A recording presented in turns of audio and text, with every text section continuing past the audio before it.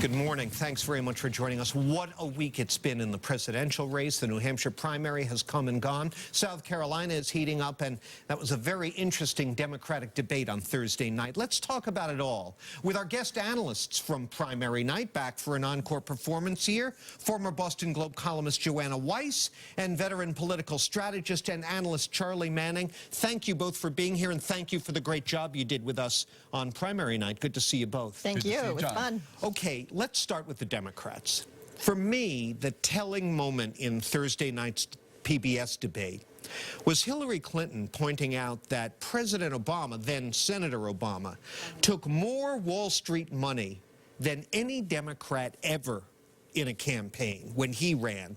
And it didn't stop him from backing Dodd-Frank and pursuing extra regulation of Wall Street. Bernie Sanders really bristled when she accused him of not being sufficiently loyal to the Obama agenda. Joanna, given the large number of African-American voters in South Carolina and the general support for the president among Democrats, not just there but elsewhere, is that a problem for him going forward? I think it's dangerous territory he's getting himself into because, yes, he had tremendous support in New Hampshire. I mean, unpredictable almost, the level of support. For Sanders, for Bernie Sanders, yes. But this is a white state, as was Iowa, and now he's into the rest of the country. He really has to appeal to minority voters. He walks this fine line with criticizing Obama for, you know, what a lot of people, I think, view as real progress, particularly on the subject of health care. So it's a good position for Hillary Clinton to be in, to start pushing him on that.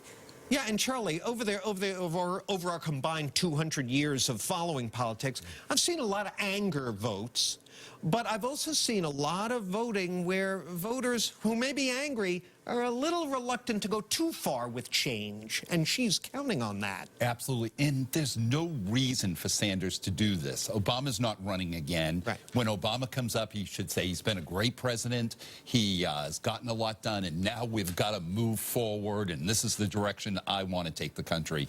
If we polled Obama among Democratic primary voters, his favorability would be 70%, 80%.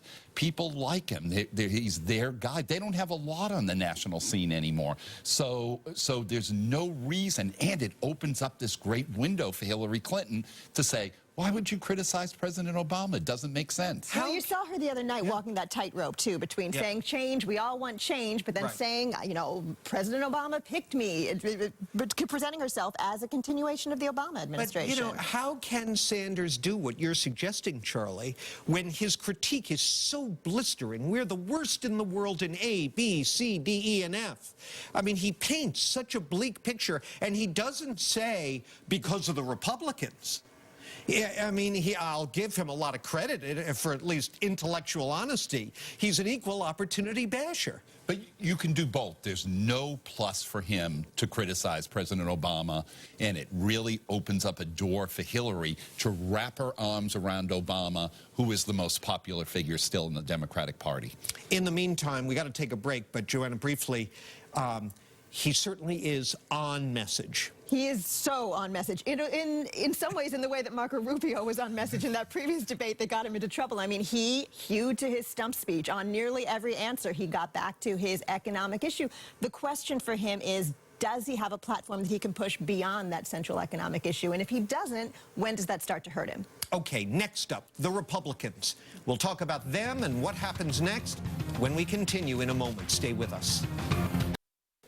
Welcome back. We're talking with our election analysts, Joanna Weiss and Charlie Manning. All right, let's talk about the Republicans. Our viewers know we tape on Fridays, so we don't have the benefit of seeing the Saturday night debate, although it's, I'm sure, going to be very interesting.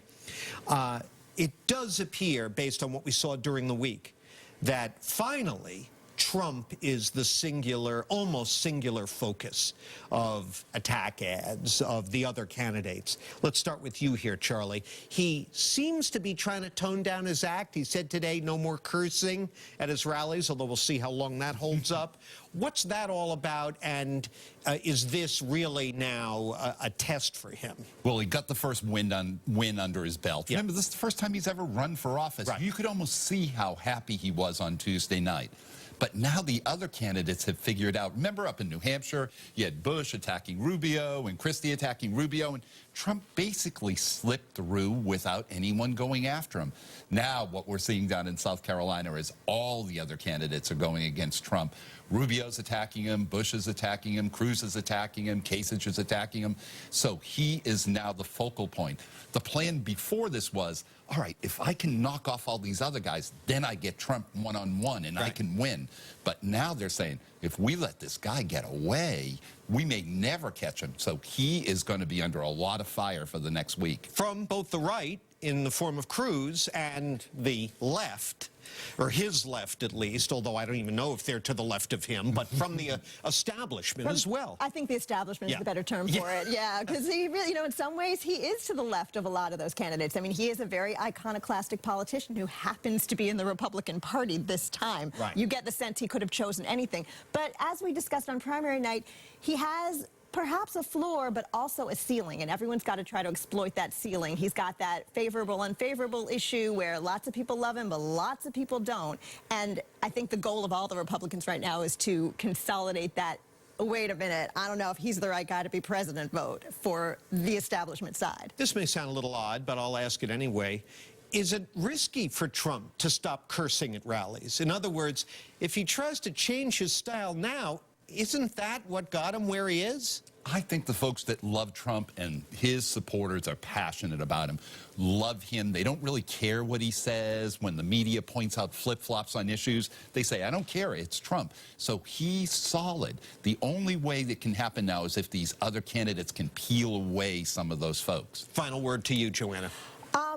I think Charlie's right, although he, you know, made some really smart moves, it turns out, along the way by saying things that made everybody in the establishment, left and right, really blanch. So if he gives up that ace card right now, I don't know how much farther he's going to go. He's been brilliant about identifying hot-button issues and jumping on them early. One question I'd leave our viewers with is, what might be the next issue? What's the next act? It's going to be the economy. We've seen the market this past week. People, we saw the exit poll numbers from New Hampshire. People aren't happy with the economy. South Carolina's probably in a little better position economically, but it's going to be the economy. If he's smart enough to jump on that now, he'll be in the perfect place. All right, Charlie, Joanna, thank you very much. And we'll look forward to checking back with you as this campaign wears on. Thank you very much for joining me right now. I'm going to throw it back to my colleagues for more WBZ News.